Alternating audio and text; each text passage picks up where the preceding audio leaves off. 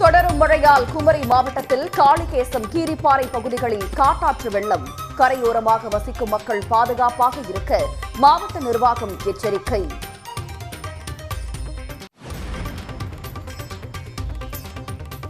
தமிழ்நாட்டில் இன்று நீலகிரி, கோவை உள்ளிட்ட 6 மாவட்டங்களுக்கு மிக கனமழைக்கான ஆரஞ்சு அலர்ட்.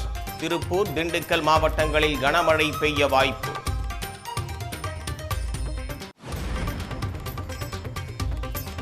அன்புமணி ராமதாஸை ஒன்றிய அமைச்சராக்கி தவறு செய்துவிட்டதாக ராமதாஸ் பரபரப்பு பேட்டி.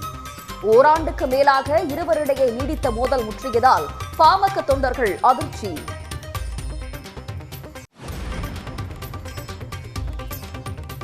அன்புமணிக்கு பக்குவமோ தலைமை பண்போ இல்லை என ராமதாஸ் கடும் விமர்சனம். வளர்த்த கிடா மார்பில் எட்டி உதைத்து விட்டதாகவும் வேதனை.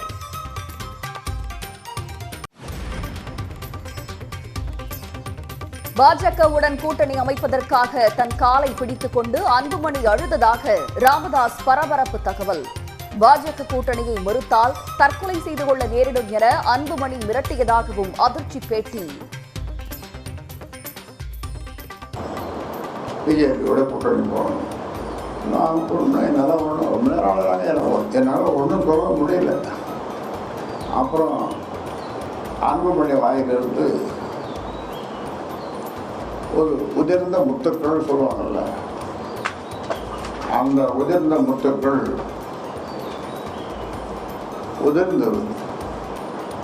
இதை நீங்கள் ஒத்துக்கலன்னா எழுப்பா, இதை ஒத்துக்கலன்னா நீங்கள் தான் எனக்கு கொள்ளி வைக்கணும். பெற்ற தாயின் மீதே பாட்டிலை எரிந்து அன்புமணி தாக்க முயன்றதாக ராமதாஸ் பரபரப்பு பேட்டி. காடு வெட்டி குருவை இழிவுபடுத்தியதாகவும் ஜி.கே. மணியின் மகனுக்கு வாய்ப்பு வழங்க மறுத்ததாகவும் குற்றச்சாட்டு. ஏப்பா, 2வது மகளை போட்டிருந்தா நீ சும்மா இருப்பியா? பேசாமல் தான் இருந்திருப்பேன், அந்த பொறுப்பு அப்படின்னு சொன்னதான். அங்கே உட்காந்து பாட்டிலை தூக்கி அம்மா மேலே அடித்தான். நல்ல வேலை அவங்க மேலே படல, செலுத்தல பட்டு. ஜி.கே. மணி உள்ளிட்டோருடன் 2 மணி நேரத்திற்கு மேலாக ராமதாஸ் ஆலோசனை. அன்புமணி ஆதரவு மாவட்ட செயலாளர்கள் 25 பேரை நீக்க முடிவு என்றும் தகவல்.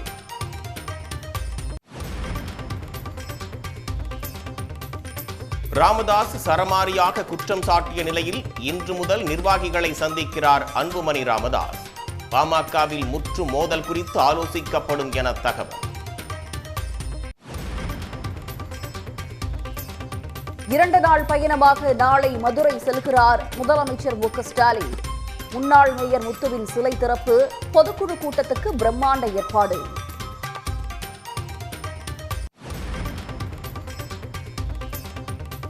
அதிமுக மாவட்ட செயலாளர்கள் கூட்டத்தில் 40க்கும் மேற்பட்ட நிர்வாகிகளுடன் எடப்பாடி பழனிசாமி ஆலோசனை.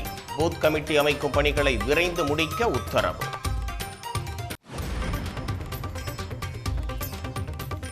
குமரி சின்னவிளையில் கரை ஒதுங்கிய தேக்கு தடிகள், முந்திரி பருப்புகளை எடுத்துச் சென்ற மக்கள். கரை ஒதுங்கிய கண்டெய்னரை பாதுகாப்பாக அப்புறப்படுத்த நடவடிக்கை.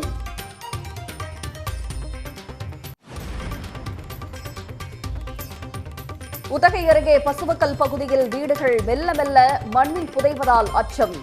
விரிசல் ஏற்பட்டு வீடுகள் புதைவதால் ஆய்வு நடத்த வேண்டுமென மக்கள் கோரிக்கை.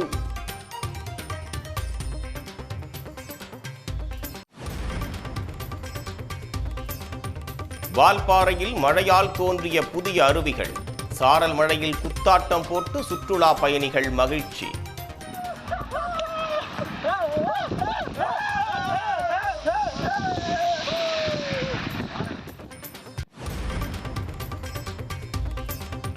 ஸ்ரீவில்லிபுத்தூர் சுற்றுவட்டாரங்களில் நெல் அறுவடை பணிகள் தீவிரம். உடனடியாக நெல் கொள்முதல் நிலையத்தை திறக்க அரசுக்கு விவசாயிகள் கோரிக்கை.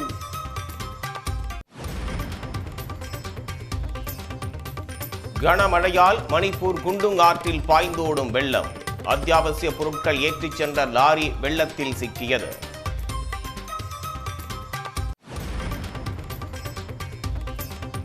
மும்பையில் 639 கோடி ரூபாய் மதிப்பில் அடுக்குமாடி குடியிருப்பு வாங்கிய தொழிலதிபர். கடற்கரையை ஒட்டி அமைந்திருக்கும் குடியிருப்பின் ஒரு சதுர அடி சுமார் 3 லட்சம் ரூபாய் என தகவல்.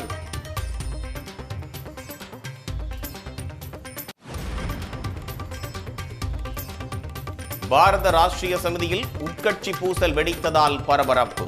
கட்சியை பாஜகவுடன் இணைத்திட தனது சகோதரர் KT ராமராவ் முயற்சிப்பதாக கவிதா குற்றச்சாட்டு.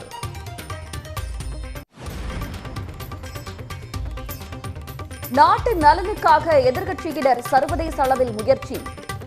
மோடியோ உள்நாட்டில் விஷம பிரச்சாரத்தில் ஈடுபடுவதாக மம்தா குற்றச்சாட்டு.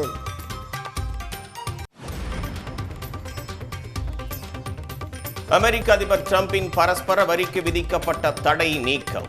வரி விதிப்பை நிறுத்தி வைப்பது நாட்டின் பாதுகாப்புக்கு ஊறு விளைவிக்கும் என தடையை நீக்கியது மேல்முறையீட்டு நீதிமன்றம்.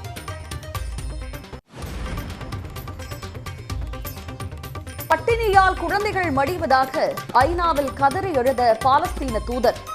காசாவில் நடைபெறும் இனப்படுகொலையை தடுத்து நிறுத்த வலியுறுத்தல்.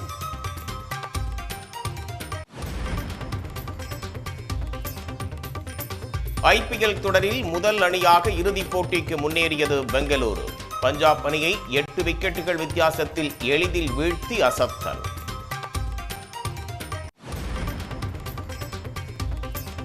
இன்று நடைபெறும் 2வது பிளே ஆஃப் போட்டியில் குஜராத் மும்பை அணிகள் பல பரீட்சை. அடுத்த சுற்றுக்கு செல்லும் முனைப்பில் இரு அணி வீரர்களும் முனைப்பு.